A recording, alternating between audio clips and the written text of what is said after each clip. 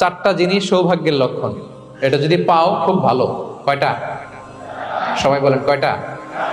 চারটা জিনিস সৌভাগ্যের লক্ষণ। এক নাম্বার আল মারআতু সালেহা, নেককার স্ত্রী।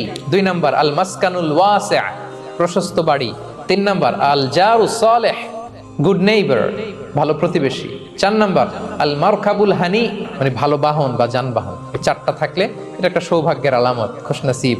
কিন্তু খেয়াল করে দেখেন তো বিশ্বনবীর চারটার মধ্যে কয়টা ছিল? শুধু এক নাম্বারটাই ছিল, বাকি তিনটা ছিল না তেমন। এক নাম্বার কি ছিল? আল মারআতু সালেহা, নেককার স্ত্রী, এটা বিশ্বনবীর ছিল, ঠিক কিনা? দুই নাম্বার আল মাসকানুল ওয়াসি, স্পেশাস হাউস, বড় ঘর, বিশ্বনবীর ছিল না? মক্কায় না মদিনায়? মদিনার ঘরগুলো দেখেন, এক এক বিবির এক এক ঘর, ছোট্ট ঘর, খালি হাইটা এসে বসতে পারে আর শুইতে পারে এতটুকু। তিন নাম্বার আল জারু সালেহ, ভালো প্রতিবেশী ছিল। মক্কায়ও না মদিনায়ও। মদিনায় গেলেন, আশেপাশে ইহুদিরা থাকতো, বনু কাইনুকা, বনু কুরাইজা, বনু নাদির। তাদের ষড়যন্ত্রে একটা রাতও শান্তিতে